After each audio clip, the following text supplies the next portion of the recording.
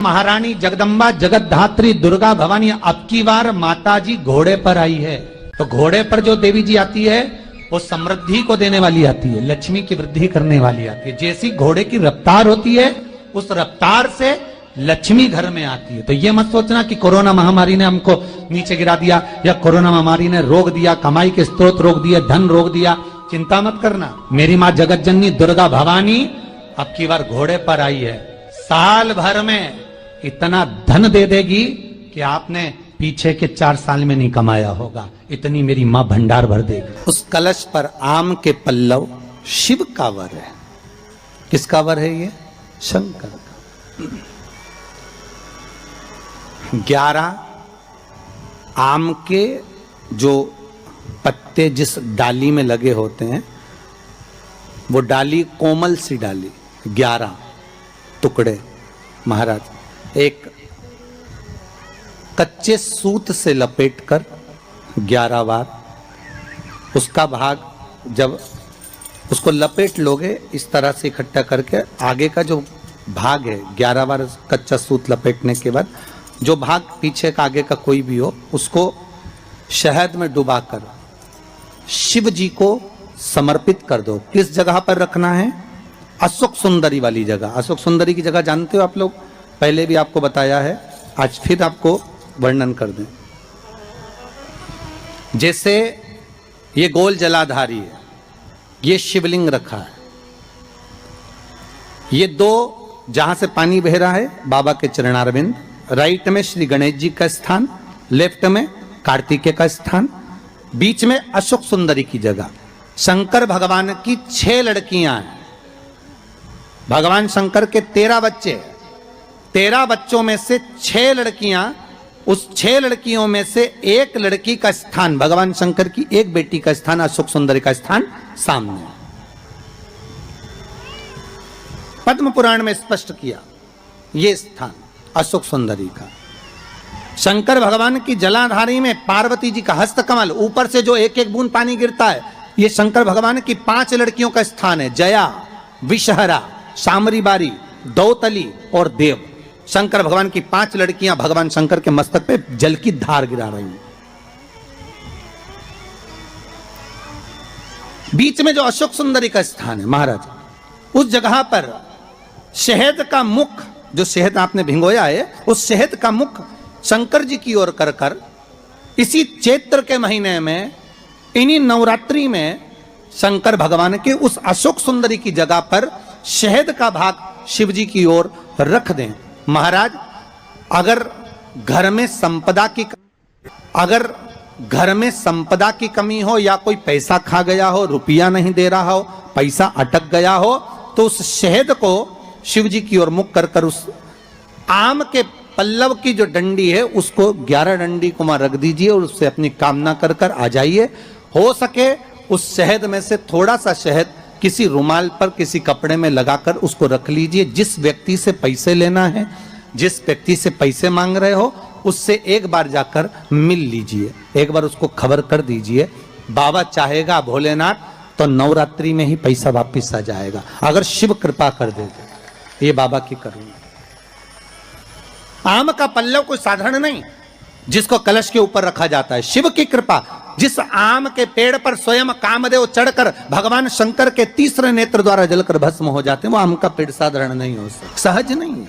और वैसे भी शिव शिव है महाराज। सबसे पहली नवरात्रि का व्रत किसने किया? उत्तर दीजिए। सबसे पहला नवरात्रि का व्रत, नवरात्रि की उपासना सबसे पहले किसने करी थी? भगवान राम ने। अश्विन के नवरात्रि में भगवान राम ने 9 दिन तक कलश की स्थापना कर कर लंकाधिपति रावण को मारने के लिए मां जगत जननी की आराधना करी। भगवान राम ने मां जगत जननी की आराधना, मां जगदम्बा की आराधना। और कहते हैं मेरे राम ने प्रतिदिन मां आद्य शक्ति को निमंत्रण दिया और मां जगतजननी से विनती निवेदन कर कर कहा कि आपको प्रतिदिन आना पड़ेगा। इसलिए देवी भागवत में लिखा है कि नवरात्रि में एक दिन, जैसे प्रतिपदा है, पहला दिन है तो एक कन्या का पूजन करो, द्वितीया है तो 2 कन्या का पूजन करो, तृतीया है तो 3 कन्या का पूजन करो, चतुर्थी है तो 4 कन्या का पूजन करो, पंचमी है 5 कन्या का पूजन करो, छठ है 6 कन्या का पूजन करो, सप्तमी है 7 कन्या का पूजन करो, अष्टमी है 8 कन्या का पूजन करो, नवमी है, जम के बोलो, 9 कन्याओं का पूजन करो।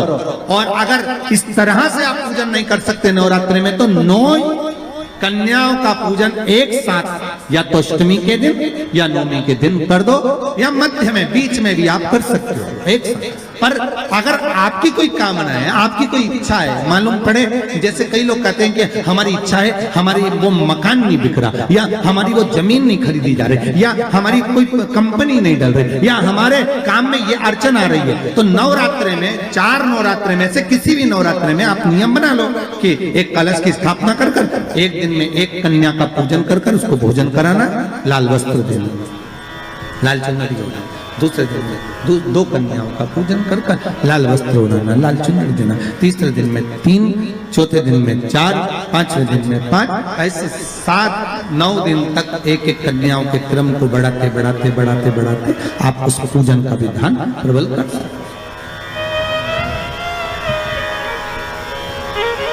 आज किसी का फोन था सुबह, तो कोई कह रहे थे कि हमें गुरुजी से बात कराओ, तो समीर जी ने बताया कि फोन आया था और वो बोल रहे थे कि हमें नवरात्रि में अगर मान लो कोई साधना करना हो तो कौन सी साधना करना चाहिए, हम किसकी आराधना करें, हम 9 दिन तक किसकी साधना करें। तो अगर बन सके तो देवी भागवत में सबसे सुंदर साधना यही है कि हम एक दिन में एक कन्या के चरण धोकर पूजन कर कर उस कन्या को भोजन कराकर उसका स्मरण करें।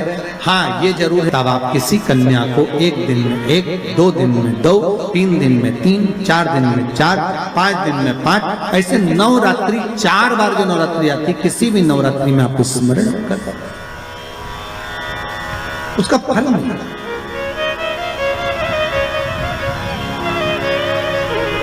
उसका फल होगा।